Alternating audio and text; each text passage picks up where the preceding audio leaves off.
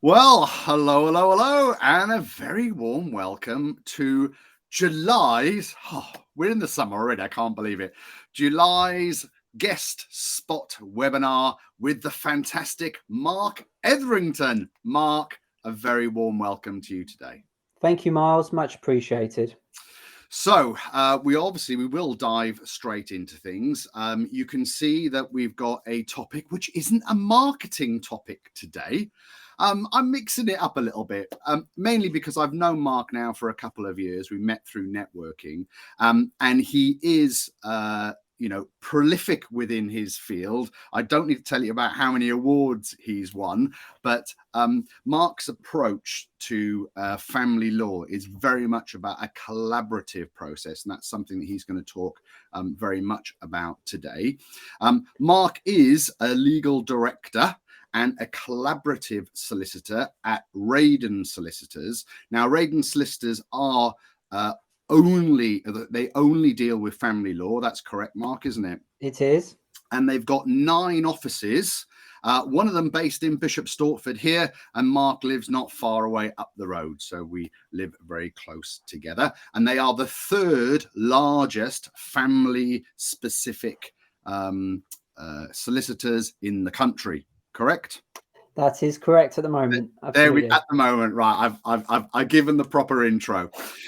Now I'm going to need to sort of give a couple of disclaimers, right? So I met Marc back in January. I am currently going through a divorce, and I thought it would be good to get Marc on to talk about divorce from a male perspective. And to be honest with you, I thought that my divorce would be all sorted by then, and we'd be able to sort of chat about the process and that kind of stuff. It's not. It's still ongoing. So I just want to say right now, we're not going to be talking about my divorce today or any of the specifics around that. Okay, that's very private and personal stuff, and I'm not going to be sort of relaying my current experience. Okay. The second thing I'm going to say is that to all you watching this, your network are not going to be notified that you've watched it. However, if you like, or if you comment on this post on LinkedIn, your network will get notified. All right. Now, some of you may not sort of care about that, but you may, if you are thinking about divorce or separation from your partner, maybe it's not something that's very wise to sort of go sharing things on a public forum. So I just want to let you know, by watching it on live or on catch up, nobody is going to know that you've done that. However, if you do like or comment on it or reshare it, then obviously people will. All right. So Marc, I didn't want to make out that our viewers are sort of stupid, but it is the sort of thing where you give someone a like on social media and then you're like, oh shit. And then, someone's asking questions and all of that sort of fun stuff. So there we go. We're not expecting to get lots of likes and comments today. However, some people have sent some questions in advance. And if you are happy to put a question in the chat, please do. And my phone number's on there. So if you want to, you can WhatsApp me a question and we can keep you anonymous as well. Okay. And also, Miles, just on that point as well, if someone has a question, it's quite a personal question. If they want to email me at the email address that's on the screen, feel free to do so. That's no problem at all. Absolutely. I mean, 100%. Thank you very much indeed, Marc. Right, so that's all of the disclaimers out of the way. Now, Marc's got 4 topics that he's going to talk about today, and we're going to do it in sort of a relaxed style, as you'd expect from a Miles Marketing webinar, right? The first topic is going to be Marc's journey on how he became a family lawyer. Then he's going to talk about, mental health. People's mental health within society these days has definitely got a larger voice, but Marc's going to touch on the mental health and the trauma that divorce can arise. I think sort of, moving house, death, divorce, they are sort of right up there in terms of things which cause people the most angst. Then Mark's going to talk about how does the law approach divorce, finances, and children. They're the sort of the big sort of two brackets, I think, finances and dealing with any children that there may be. And then the last point that Mark's going to talk about is what options are available to achieve a good, if there is such a thing, Mark, a good divorce. Then we'll have some questions at the end. Okay, so Marc, why don't you kick us off? Talk us through where you're at with Radens, how you got into becoming a lawyer, and how you sort of, and why I suppose you specialised in family law. Yeah, no problem. And I think because we're looking at this from a male perspective, what I'll probably just highlight initially is that probably there's certainly more female family lawyers than male family lawyers when it comes to family law, because I think family law has kind of traditionally been viewed as maybe like a soft subject, and that's why it's tended to attract more female lawyers than male lawyers. But that's certainly not the case, and it's a really rewarding, enjoyable area of the profession that I really enjoy getting involved in. So so certainly in terms of me being a man, I'm in the minority as opposed to the majority across the profession. In terms of me becoming a family lawyer, so I did my GCSEs, went to do my A levels. There was actually a maths business course I wanted to do, but sounds really boring, and quite frankly there was not enough people who wanted to do it. So one of the tutors said to me, what about law? Why don't you try law? Because if you want to get into business, law may be quite interesting. And as soon as I started studying, I got absolutely hooked on law. And so I wanted to go to university. I was the first member of my family to go to university. I studied law at university, at the University of Essex in Colchester. And then I also did a master's looking at healthcare law and human rights. So again, all legal. And then I went through the traditional route to become a qualified lawyer. So I went to law school and achieved my qualification through law school. And then I was looking to secure a training contract. So when you want to become a solicitor, the traditional way was that you'd have to secure a training contract at a particular firm. I managed to secure a position at a legal aid family law specialist firm in East London, in Dagenham, actually. And because that firm just did family law and all I wanted to do was family law, I felt that was the right fit for me at that time. And the reason I really wanted to get into family law is because, one, family is really important to me personally. And so I felt that because of that importance in my life, to be able to help others with their family issues, disputes, would be very rewarding. And two, I did some work experience on other areas of the law, corporate contract law and conveyancing. It just didn't interest me whatsoever. And look, whatever job you do in your life, if you're going to work for, say, 40 odd years, you might as well do something you're going to enjoy. So certainly that's what attracted to me. So Mark, I hope you enjoy what you're doing. So look, I couldn't agree more. And of course, I do. Mark, maybe answer a question for me. What is the difference between a solicitor and a lawyer? Yeah, so normally you have solicitors and barristers. Now, the way I explain it to a client is, imagine I'm the GP. I'm that person that you come to for your general inquiries, general problems, and you're saying, right, this is the situation. How do I resolve it? So that's generally what a solicitor does. You're in the office or working from home, as I am today, and you're there to give that initial advice. A barrister is specifically trained to represent you in court. And as we'll come on to later on, court should be the last resort. There's other options available. But the way I describe it to my clients, if, say, for example, you came to me as your GP and you find out you need to go to surgery, maybe you've got to have a new hip or something like that, you would go to a specialist to have surgery. The idea of the barrister is, if you're in court and there's a specific issue that needs to be determined by the court, you want that specialist, you want that expert. And that's when you go to the barrister. And then I work with the barrister to achieve the best outcome. So, Miles, hopefully that's quite clear between solicitors and barristers. Yeah. So a lawyer, is that a solicitor, or is that Well, a barrister, or is yeah, that an overarching term? a lawyer is a more general term, I would say. So I am a solicitor, and then a barrister could be called a lawyer as well. But as I said, barrister is very designed for litigation, court approach. Although again, there's slight changes which I can come on to later. As I said, the solicitor is normally that first point of contact. Initial advice, what do I do? And look, if somebody has a good divorce, or it's all quite amicable and quite sensible, you may actually never need that barrister. It may just be me, the solicitor, doing all the work. Normally you get the barrister involved if you're really struggling to come to an agreement, to resolve matters, really. Okay. So that's the difference between the two.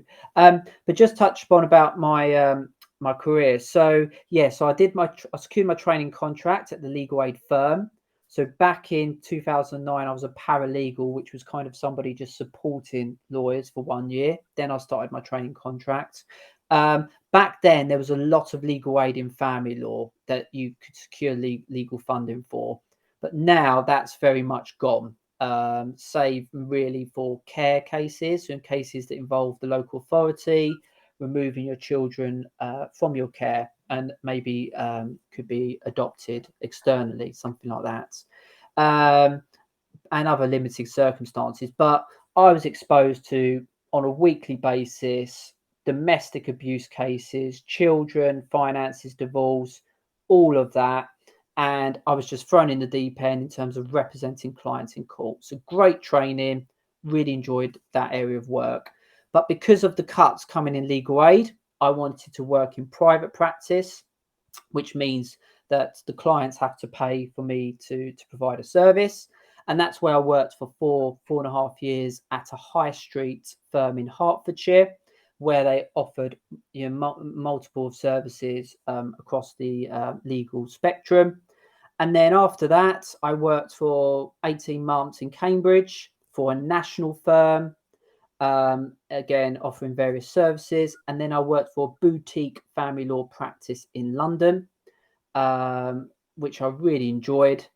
And then very much my journey took me back to Bishop Stortford, really, because I've got 3 young children. I've got a 4-year-old, 3-year-old, 2-year-old, which is, that has its own challenges. Yeah. Oh, no more. That's it. I'm a broken man, Miles. That's it. So that's me done. But well, I hope it's me done anyway. But yeah, so the opportunity just to be a little bit closer to home was quite appealing to me, especially when COVID, everyone was kind of reflecting what they wanted to do, etc. And the thing with Radens, as you kind of mentioned at the start, again, it's a specialist family law firm. It is regarded as, in my opinion, one of the best family law specialist firms in the country. And we have 9 offices. As I said, I tend to be in Bishop Stortford, but I do go into London, say 3 or 4 times a month, because I have my clients' connections there. Mm-hmm. But it's been a great journey, and obviously along that journey, as you mentioned, I've received recognition externally, whether that's City Wealth named me in one of the top advisors under the age of 40. I've been shortlisted at the Family Law Awards on 2 separate occasions as Associate of the Year. And last year, with an organisation called Resolution, which represents over 6,500 family justice professionals, I was named their Rising Star, which basically meant that they viewed me as a future voice of family justice, which was a huge accolade for me. And to receive that from your peers was a huge benefit. So it's been an amazing journey, and a lot's changed, by the way, since then. When I first started, still had a fax machine. Most of what you received was through the post. Now, very much 95% of what I receive now is emails, remote working, flexible working, sometimes in the office, sometimes at home. it's changed a lot. So, and also, Mark, I know that you've embraced modern technology. So apart from having a couple of thousand connections on LinkedIn, you are active on Instagram and TikTok. Yeah, do you know what? I'm not the best. I don't think I'm the best at technology, to be honest with you, but I'd like to give these things a go. So on Instagram and TikTok, I'm called the Family Law Solicitor.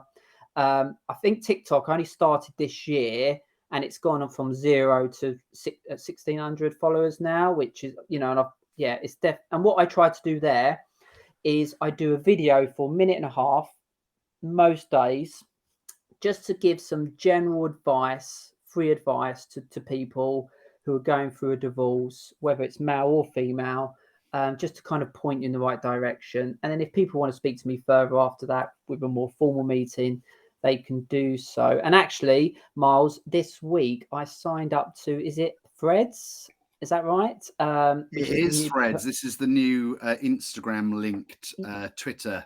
Yeah, so I've tried that today, and I actually the Family Law Solicitor is what I'm called on that, and I just posted my first video on that today. So I'm desperate for some followers on Threads. So if anyone's on there, please find me and follow me, and it'd be good to connect. There we go. A gratuitous plug to follow Mark on social media. Right, that seems like a good segue for us to move into associated with mental health, right? Social media. Talk about faxes. Social media and the internet wasn't even a thing when I first started working, right? So Mark, the second thing you want to talk about is people's mental health, the trauma of divorce. Well, kick that off. I mean, it is a stress. Look, I know it's a stressful time. Yeah, absolutely. And I think for me, I really wanted to talk about this because, look, I'm a lawyer at the end of the day. I'm there to give legal advice. But when clients come to see me, or anyone who's going through a divorce or a long-term relationship separation, it's traumatic. It really is. And the way a couple clients have described it to me, it's as painful as a bereavement, a close family bereavement. It really is. And for some people, it may take them many years to recover from it. And that's why, for me, it's very important if you're going through a divorce or separation, you get your legal advice, you get your financial advice, but also you get support on your well-being. Okay. Because I've had a number of clients who from the outset said, yeah, I'm fine, Mark, I'm good, I've moved on, all that kind of stuff. And then a few months later, they've come back to me and said, Mark, I need to stop everything. I'm really struggling. Okay. And so that's why it's really important when you're going on this journey to have that support. It may be a counselor, a therapist, a divorce coach, somebody like that. It's all good having friends and family, but often they will only say what you want to hear. And sometimes it's good just to get some, independent perspective with someone that you can speak to in a safe place.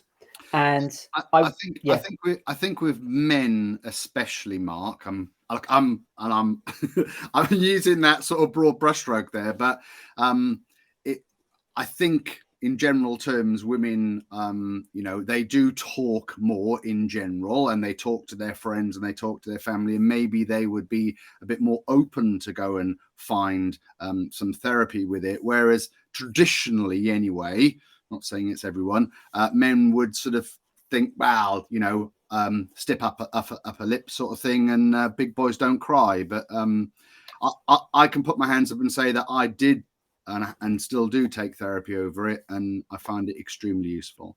And Miles, I completely agree with you. I do think it's certainly in those initial meetings, I think certainly my female clients are more willing to show their emotions and show me how they're feeling and express it. Yeah, the men tend to be more reserved, and I think it's important for men to understand you can have these challenges with your mental health, and it really is important to speak to somebody. And yeah, I'm quite clear in my advice from the outset. Regardless of your sex, you should get support. And yeah, definitely from a male perspective, yeah, please do get that support, because often when families are unable to resolve their differences, whether it's finances, children, etc., normally I think there's a mental element to it where they're not in the right mental space in terms of to make clear decisions. And so I think if you both parties are in the right space mentally where there's an acceptance that the marriage has broken down or the relationship's broken down, right, we need to resolve this for the best interest of our children. If you're both in the right headspace to do that, you're more likely to settle much earlier. If you have someone that accepts the marriage is over, but you have someone in the anger stage, that's going to cause problems. That's going to cause conflict. So it's really important to deal with these issues. And I think mental health, there's still a stigma attached to mental health. I think people, we're quite happy to talk about when we're physically unwell and things like that, but not when we mentally don't feel right. And I think the tone is changing a little bit, but I think there's still some way to go. And look, I'm happy to share. Look, in the past, I've had my mental health challenges in the past.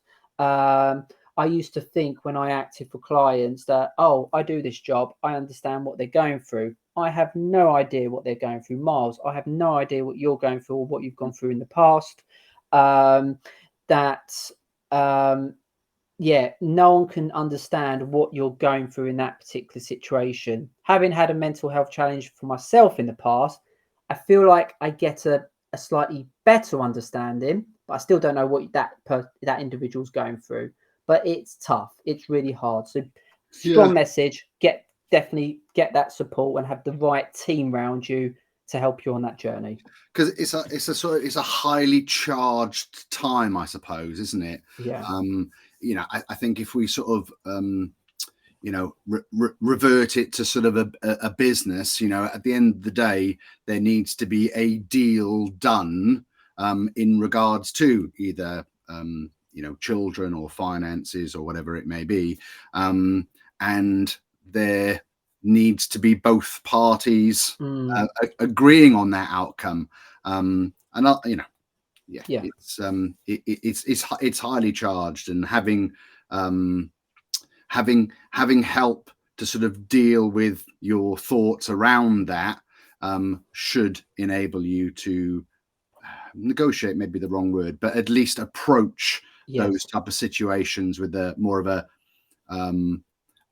level head versus an emotional head, I suppose. And also, Miles, it's very important because strategically, what you do at the early stages of a separation can dictate where the outcome's going to be, how it's going to go. And in the past, I've had a couple of cases where, from a male perspective, I think some of the decisions they made in those early stages had a negative impact on the outcomes that were achieved, because mentally they were struggling and they didn't get the support that they needed. So more than anything, even if you think, I do not need to speak to someone, I do not need help, please do speak to someone. And as I said, I'm quite insistent with my clients. Look, I've got some really good contacts who do this, and this. Here's their profiles. Please do contact them. At least have a couple of sessions with them. If you think, thanks, Mark, complete waste of time, fine, but at least do it, because actually the feedback I get from my clients, from men especially, is really positive in terms of getting that support. And again, sort of twisting it towards a business perspective, it's the same in business, right? Get yourself a coach, as it were. You've got yourself your solicitor, right? But having someone to coach you through that mental part, I think, is really, really important. Yeah. Okay, so I suppose we need to move on to some of the detailed bits and bobs, I suppose, and the nuts and bolts, Mark. So the topic for section 3 was, how does the law approach divorce? Mm-hmm. And then separately finances and children. Are finances and children the two main buckets that need to get sorted out? Yeah. So if I just talk briefly about divorce, because actually divorce is from a legal perspective very straightforward now. So last April, the law changed to no fault divorce. So basically, you can get, the marriage is broken down, and you can get divorce to say, marriage is broken down, I want a divorce, please. Whereas before, it used to be there had to be a reason behind it. And unless you were separated for at least 2 years and you had the consent of the other party, the only reasons really you could go on to get a divorce was adultery, which may not apply to some families, or unreasonable behaviour. And just imagine if you came to see me and I said, look, we need to try and deal with this in the right way. Oh, but by the way, you have to blame your ex-partner for the breakdown of the marriage. So that completely conflicted with the advice I was giving. So the law has changed on that. So that's divorce. In terms of finances and children, so maybe if we talk about children first.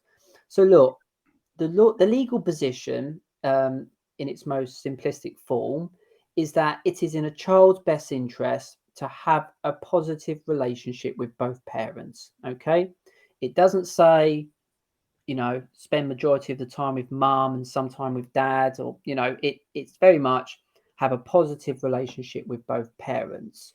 And so each and every case is about what is in the best interest of the children. So it is very fact specific. And look, I've had cases where the father is maybe their role in the relationship was to financially support the family. And for that reason, they weren't able to spend as much time with the children during the week, for example. But I've actually had cases where that's reversed. And actually, it's the female that had that role during the relationship. And certainly over the past decade, you're starting to see that more and more. But yeah, regardless of your sex, provided it is safe, the children should have a relationship with both of you. Now, generally speaking, parents have parental responsibility, okay? And that means you have responsibility to meet the needs of your children. And the view of the courts is we don't want to get involved on matters regarding your children. You both have parental responsibility. If you can agree the arrangements that are best for the children during school term, school holidays, fine. You don't need a court order. That's it.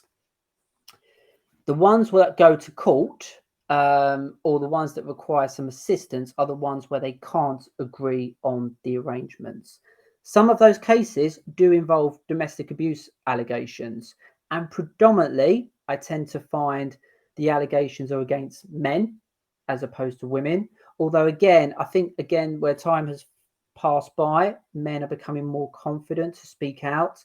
I have acted for clients in the past, men who have been the victims of domestic abuse, maybe perpetrated by another male partner or a female. So it does happen. And in terms of the arrangements, it could be 50-50. It could be spending more time with, say, mum and less time with dad. It can work in various ways, but it is very fact specific as to what's in the best interest of the children. Okay. And then the finances. So the finances in this country, again, trying to just keep it as simplistic as possible. It's about what is fair. Okay. Now, the word fairness could mean different things to different people. And that's maybe where the law does become a bit tricky, because Miles, what you may view as fair, I may have a completely different view. So that's where it becomes quite difficult. But it depends on what's in the matrimonial pot, what finances there are. But certainly the 3 key principles are needs, compensation, and sharing. Compensation doesn't really get looked at, so let's just put that to one side. So with needs, the law's focus is to make sure your needs are met. You both have a roof over your head, and you both have enough income to meet your expenditure, or capital. So you both have enough to live. Now, the starting position with that would be 50-50, but you may have to depart from that to achieve fairness.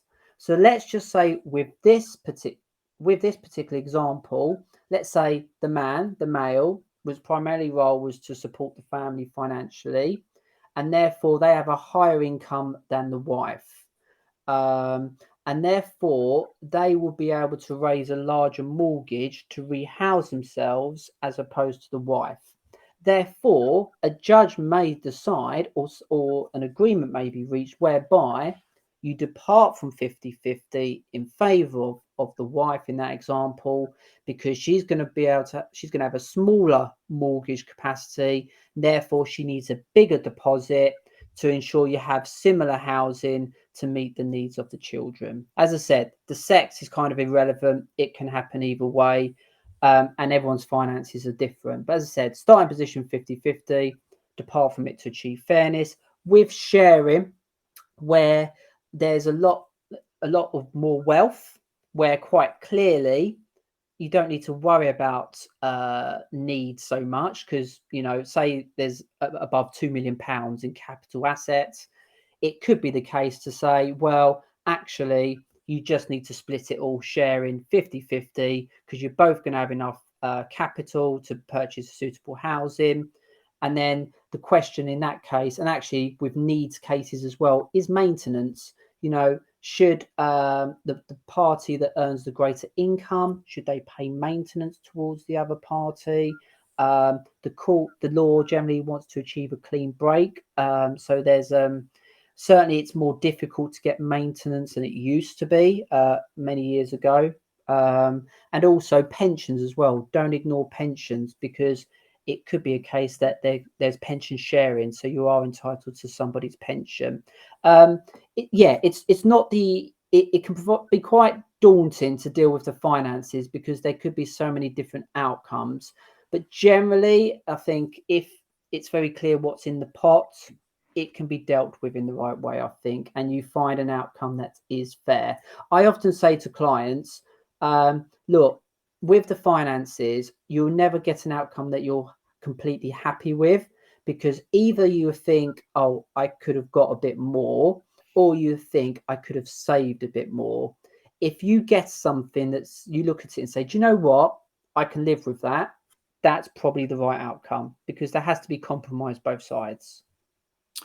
Yeah, I mean, this is a tricky one, and I think what I'll throw in there is that what I've learned is that it's extremely complex, and listening to Joe down the pub who says, "Oh, well, this happened to me," or "This is what you're entitled to," actually, it's very much about your individual circumstances as a couple. There isn't sort of one rule fits all, or just because something happened to someone else doesn't mean that the situation is the same for you.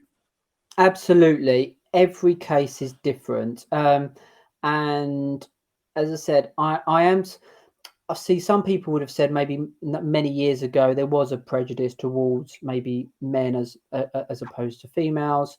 But look, certainly I've seen I don't really think the sex comes into it when it comes to final decisions.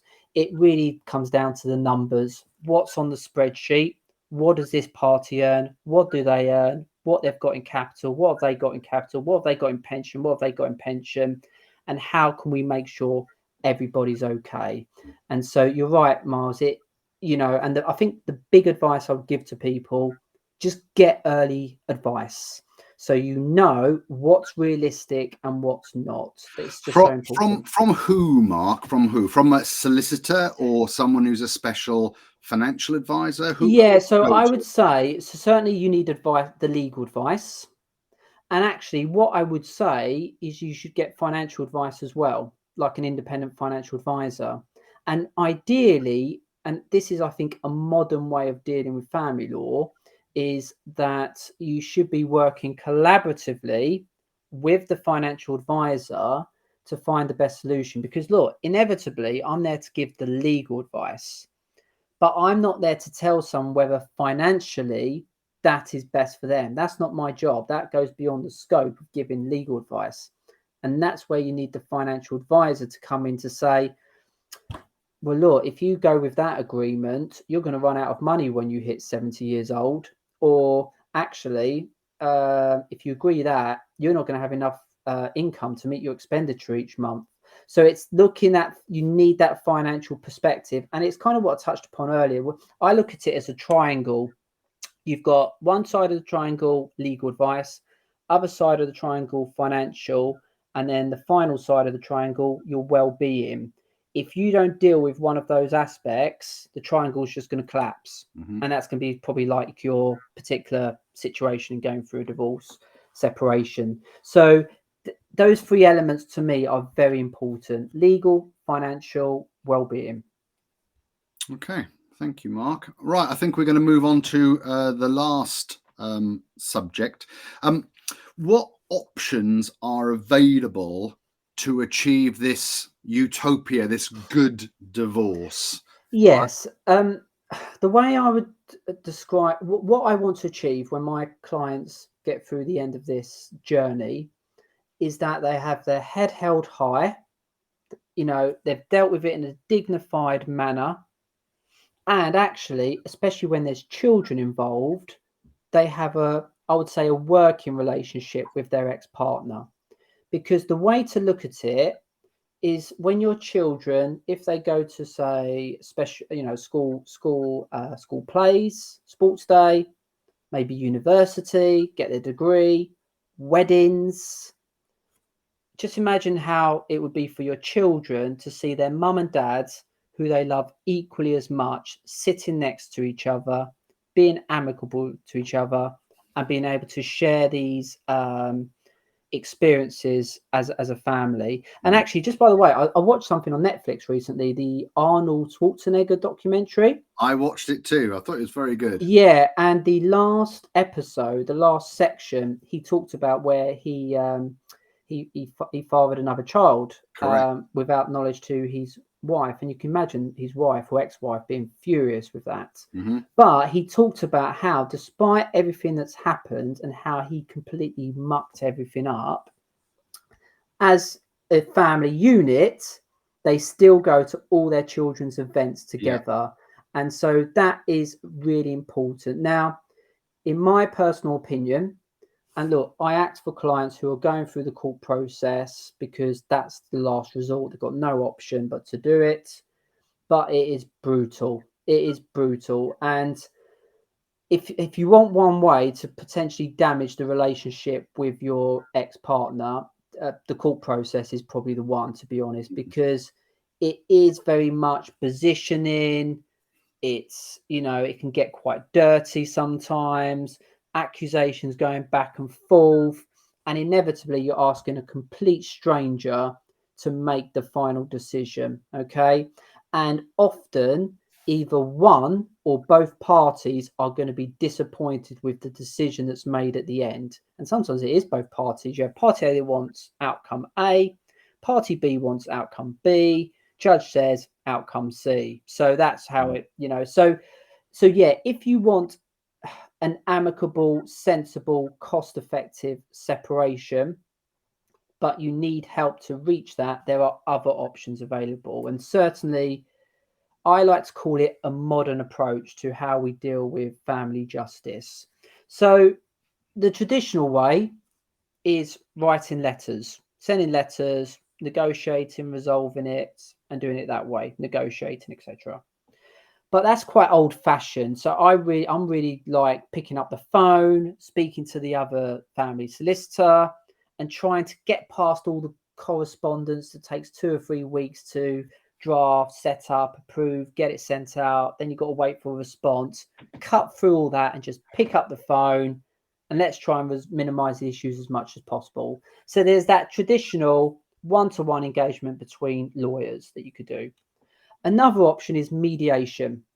So you could use a mediator, and Braden solicitors, for example, do have a couple of mediators, whereby you sit in the room with a mediator and you work together to try and find a solution. The mediator cannot enforce a decision on you. They are just there to support you both to reach a solution. What I have found very interesting recently and has picked up is an approach called hybrid mediation. So what that means is you go to mediation with the mediator, but also your solicitor will be there with you, as will the solicitor of the other party. And the idea, say, for example, is say, right, we're going to just pencil in 1 day of mediation to try and sort this all out. And normally, if you have that 1 day of focus with the mediator being independent and the lawyers being present to ensure you feel supported, you can achieve quite a lot with that approach. Because some people get nervous about mediation because they haven't got the legal advice at the same time they're making decisions. So I quite like that tool. Another option is what's called collaborative practice. It used to be called collaborative law, but Resolution have changed it recently to collaborative practice. And that's whereby, and I'm collaboratively trained, by the way, whereby you both instruct a collaborative lawyer. You both sign an agreement from the outset to say, whatever happens, we are not going to go to court. We are going to sort this out collaboratively, working as a team. And the idea of that, it's rather than it being us against them, it's a four-way discussion. We are one big team, even though we've got separate lawyers, one big team trying to work together to just find the right solution. Okay. Me personally, if I ever went through a divorce, and God forbid, hopefully I don't go through a divorce, if it was me and I was not a lawyer, that's probably the process that I would like, because you have a voice, you do a lot of the speaking, you can decide when the meetings take place, you decide the topics that are raised, you have quite a lot of control over that collaborative process. So I quite like that. And I am a member of 2 pods, one in Hertfordshire and one in London. The one in London is called the We Can Work It Out pod. So if you type that in on Google, you can actually find the website. And what I try to do is have collaborative cases with those family justice professionals that I trust, that I know are good lawyers and work in the right way. And so to trust and work with someone that you know really well makes a huge difference. Okay. So that's the collaborative option. You can do roundtable meetings, which is similar to the collaborative process, but it's not about working as a team. It is us and them. You're adopting different positions, and it's very much a negotiation there. Personally, I just don't quite like that. I don't think that works when you've got the collaborative practice available. There is something called, all right, so actually before I go on, so you've also got what's called early neutral evaluation. That's probably the last option that's available, where it's kind of someone's assisting you trying to agree between yourselves. Well, actually, that's not true. There's one more. But anyway, early neutral evaluation is, let's say you're stuck. You're trying to agree something and you're stuck on one point or a couple of points. What you do is you bring in an early neutral evaluator. So it's normally, it would say, be a barrister who would come in. They said, right, I've looked at the facts of the case. I've looked at the numbers. I've looked at the arrangements regarding your children and what you think's best for them. If this, me personally, I think if this went before a judge or an arbitrator, I think this is what the outcome will probably be. Or actually, they may say, here's a list of possible outcomes. So you could get an early neutral evaluator to give you an independent view as to what the likely outcome is. And linked with that is what's called a private FDR, which is very similar to that approach, but just focusing on the finances, whereby you have like a private judge who will listen to your arguments, the legal arguments and being put forward, and they would give an indication what they think the right outcome is. But with a private FDR, you are not bound to follow that decision. It's just an indication. So all those options I talked about are options where you have some level of control. Even if there's someone giving an opinion, you have control as to whether you agree with that opinion or not. Okay. If you can't agree, whatever you try, arbitration is an option. I suggest arbitration because the court process, the courts are underfunded. It doesn't win elections. So governments are not prepared, whoever's in power, they're not prepared to invest in the courts. So that's an issue. So there's lots of delays in the courts, hearings being adjourned very last minute due to lack of judges, and the courtrooms are not in great condition. Okay. So arbitration is a private process where you pay an arbitrator to make the final decision. And the advantage with that, even if you pay a fee to the arbitrator, is that they will make the decision, and they will make the decision much more quickly than the judge will. And you're in much more comfortable rooms, and it's just a much more quicker, cost-effective process. And then the last result is the court process. And the thing many people think is like, go to court, judge will not understand where I'm coming from, they will agree with me, that's it. And often people can be frustrated or disappointed because that's not what's happened, and they've just spent the past 12, 18 months going through a court process, which can be very demanding financially, emotionally, on that journey. So yeah, that's a lot of options, Miles, that I've gone through, and I've tried to break it down as best I can, just so you understand. So from my point of view, when I speak to a client and they tell me what the situation is, out of all those options, I would normally give them 3 options, which I think is applicable to their particular case. And yeah, I think people are starting to become more aware of these options, really, which is good. And it's good from both a female and a male point of view.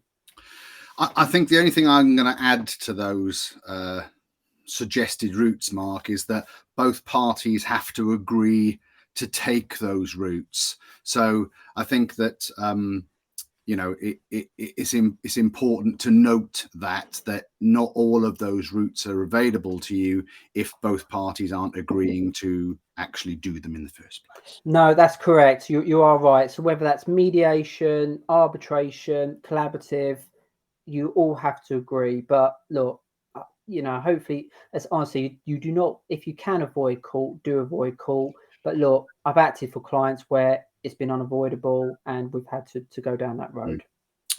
Okay, well, that has been extremely informative. We've had quite a few people watching. I can't see who they are, but I can see some numbers. I'm not surprised that we haven't got any live chat, mainly because of the subject that we're talking about, Mark. So please don't take it personally. It's all right. Don't worry about it. But as I said, email me. I have got some sort of, I say good news. I've got some questions that have been sent in advance, though, Mark. So if you're okay, I'm going to read these out from anonymous sources. Is there any packs, any information? Is there like an information hub to help me better co-parent with my ex? Yeah. So in terms of children, one of the guides I highly recommend is the Parenting Through Separation booklet. So if you just go on Google and type in Parenting Through Separation Resolution, there will be a link that will take you to the resolution websites and will take you to the link. And it's a PDF guide of the ways to deal with separation as a parent, and it will look at things like, right, you've separated, what should you do next, what should you think about. There's a huge section about communication. How do you communicate with your ex-partner? It looks at the various what we call the loss cycle, where, as I said, there's denial, anger, acceptance, those kind of things, to make you really think about how you can be at different separations mentally on your journey. Highly recommend that. And what I always do, if I have a case involving children, I would give one to my clients, and when I write a letter to the other parent, I will include a link to that as well. So definitely a good resource to go to in terms of early advice for separate parents. Also on the resolution website, there's a leaflet called Choosing the Right Process. So that fourth topic we talked about with all those options, if you want some more information about those options, then again, if you go resolution, choosing the right process, there should be a leaflet that you should be able to access. in terms of early information to guide you really.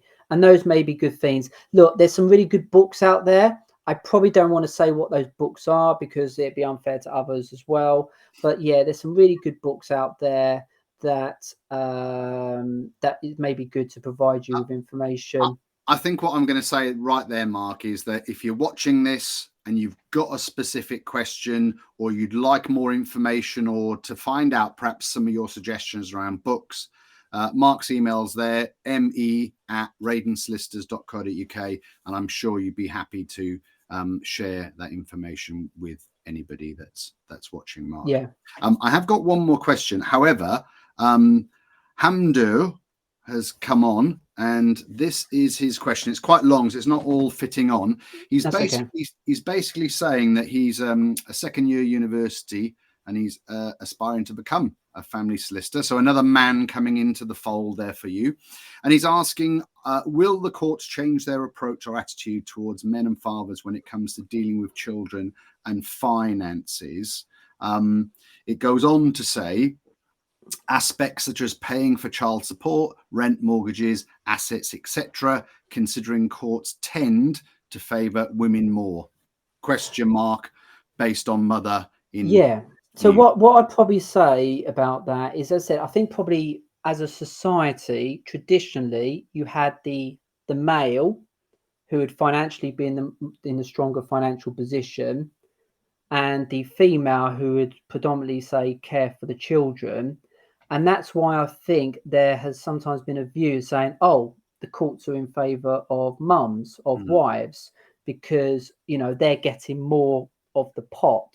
And that kind of links to what I said earlier about the finances, where, you know, if the judge is trying to rehouse you and to make sure you've both got a roof over your head, if one party has got a bigger financial pot than the other, there's got to be some balance in there. So that's where, you know, so that it has to, that has to be the case. So it's, as I said, I think when it comes to finances, I really do think that, you know, the courts, the law, it doesn't matter on the sex. It's about what the circumstances are. And as I said, I've acted for very successful women, you know, who financially are in a far stronger position, and they feel slightly hard done by because of they're feeling they're having to give more to their husband. So it does work both ways. Yeah. Go on, Miles. No, I was going to say it's sort of that urban myth, if you like, that the man says, oh, she took me to the cleaners.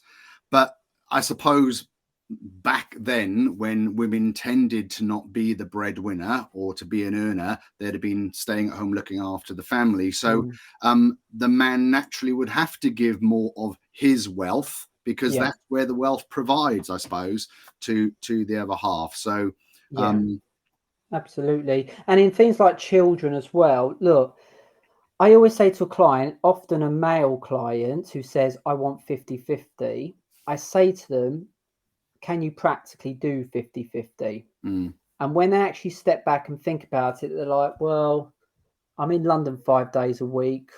I would work really long hours. Probably not, actually. I think there's often with men, it's that initial reaction. I love my children so much. I don't want to lose them. I want them half the time.